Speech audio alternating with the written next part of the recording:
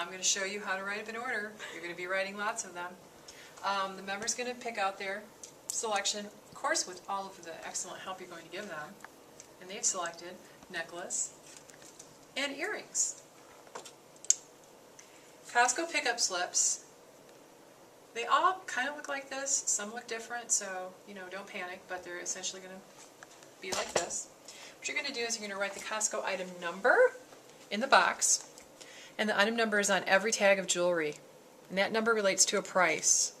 In this case, the item number is 915802. It's going to be written in this line right here. Quantity is always 1, and then you're going to write the price point. The price point is $127.99. So I'm actually going to do that. The item number is 915802. Quantity 1, $127.99. Very important, I'm going to write the product description because that's going to help you with your inventory tracking that you're going to be doing next. MLTNBK, as it appears on the tag. So Costco item number 915802.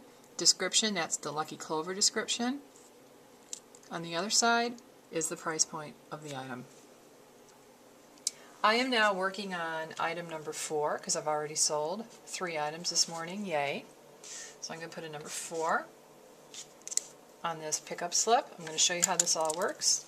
Take my necklace, I'm going to carefully wrap the purchase in tissue paper.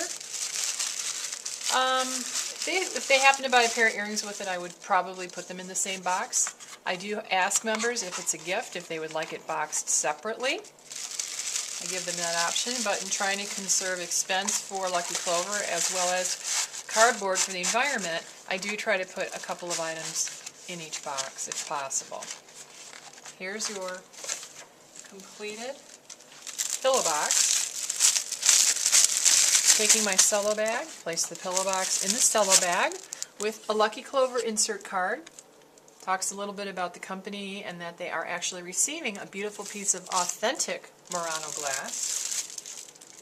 Now I'm going to close this up with a twist tie, and because this was order number 4, as I had my pickup slip pad numbered, I'm going to place my post-it note number 4 on the outside of my order and put it in here with my lineup. Look, I've got 2 orders waiting to be picked up, and now I'm going to add a 3rd one. When the member has actually paid for their jewelry, only then is when the jewelry is released to either the member or the Costco runner. And this happens when either the member or the Costco runner comes back to you with a pickup slip, the one that you gave the Costco member, that has been validated on the bag. Very, very important that you check this validation for 2 things. A, that it actually happened and it was run through the register, and secondly, that the correct item number was run through the register, because we all make mistakes, cashiers do, and you may have written down an incorrect item number. So you want to make sure it's the right item number and the right price point. You don't want to sell a $200 necklace and write down an item number that is only $29, because that would be a problem. Well, once you've verified that the item has been slip printed, or in some cases when it's not slip printed, that you have either the member sign the back that it was paid for, or you actually have to view the member receipt, that's okay too. But once you verify that the item was paid for, only then do you release the merchandise. And to help you to avoid confusion when you have multiple orders ready to be picked up, that's when you're going to reference the number in the upper right hand corner. And this was order number 3. Look. Order number 3. Very easy. Don't hand it to the member with the post-it note.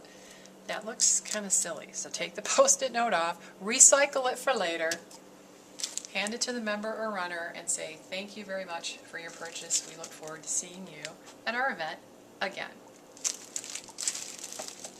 That is when you're going to take your pickup slip and you're going to use your work order and you're going to mark off that item that was sold, which is essentially taking out of inventory. And that is when the description comes into play. You're not going to utilize the Costco item number, you're going to utilize the Lucky Clover description. So it's very important that you write clearly on this description. Unlike this one, isn't written as clearly as it could be, but it's still readable. It says LNAHBK. Everything on the work order is in alphabetical order. So you'll simply find L, Oh, there it is. Wow, I went right to it. I impressed myself, huh? There it is, LNAHBK. And you're going to simply put a hash mark in the blank space that you sold one.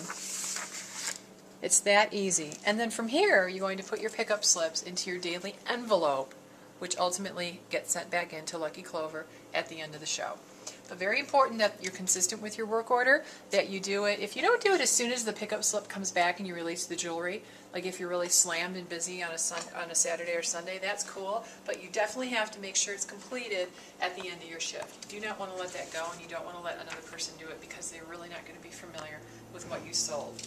If all else fails, or in addition to watching me show you this process, this entire process is outlined in great detail in your training manual on a very simple one-page form with actual color coding and a picture of a pickup slip for you. So once you do it a time or two, it's very simple.